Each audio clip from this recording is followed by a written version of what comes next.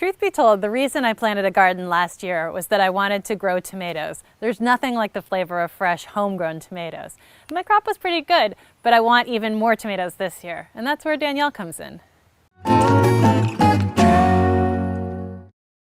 All right, Sarah, you haven't let us plant a single thing in this bed all season, and why is that?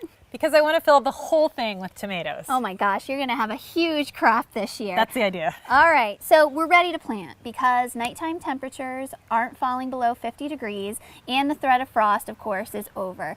So we've got some work to do. Let's go get your seedlings. So that's quite a selection of seedlings that you grew from seed this year.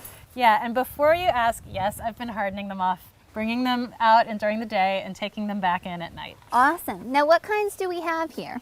Oh, we've got a whole variety here. We've got some indeterminates like this black crim that's got a big meaty fruit that's like a deep purple color. And then I've got some determinates like this green zebra, that's a stripy green tomato, and also some Roma tomatoes for sauce. And then I have several cherry tomatoes because I love those teeny little fruits, like this sun gold, which gets sort of yellow gold fruit that are really sweet. Well, whether or not they're indeterminate or determinate is going to depend on placement, so let's get that worked out and start planting. Okay. Okay, Sarah, since determinate tomatoes are pretty short, we're going to put those at the front of the bed, so you want to evenly space them. Here's another green zebra. And here's our two Roma tomatoes. The cherry tomatoes we're going to put down the middle of the bed, and we're going to use stakes as support because you can take their squid-like arms from the plants and tie them back to the stakes. Okay. So here's one of those, and just kind of evenly space them across the bed. And the indeterminate tomatoes that have the big fruit and need the most support because they get really tall and top heavy, we're going to build a trellis system like our peas and put those in the back. Okay. So here's those. We need a few more plants for the end. No, I've got a surprise for later for you. Can't wait. So first what you want to do is pull your seedlings out of their individual growing pots and tease the roots with the tip of a pencil. Then snip off any of the lower seed leaves that may still be hanging on to the plant. Dig a hole with your trowel deep enough to sink the entire plant except for the top couple sets of true leaves and bury the tomato plant. This was the part that made me really nervous last year. I couldn't believe that you were supposed to bury the plant so deep. But then I read that all those little hairs along the side of the stem actually form roots, which creates a stronger, healthier plant. So I took the plunge and I wasn't disappointed. Sarah, that looks awesome.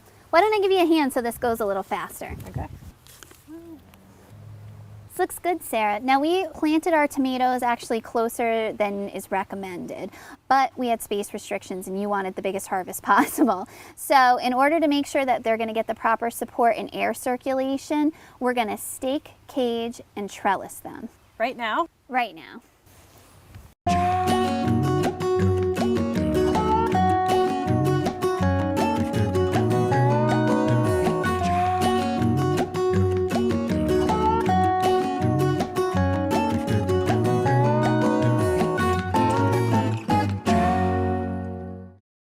So do we let the bottom part of the trellis just hang like we did for the peas? No, actually we want this to be as tight as possible so it will support these really big tomatoes. So let's use some landscape pins and just pin it right into the ground so it's nice and tight.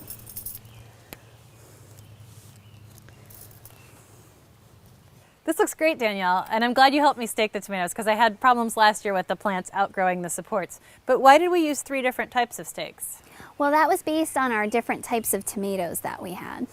For large indeterminate tomatoes that can reach upwards of 8 feet and also have large fruit, a tall trellis is best because it's the strongest. For determinate tomatoes that usually only get about 5 feet tall or so and have smaller fruit, a standard tomato cage will work. And then when you don't have enough room to fit in either one of these support systems, or for things like cherry tomatoes that have very long arms, stakes work best, and you can snug them in just about anywhere. So we're all set then. Let's get some lunch. Okay, but first for my surprise, I actually brought you 2 of my tomato seedlings. They're called Hillbilly Potato Leaf, and since I know how you and Juno like your potatoes... That's right. All right, let's get planted.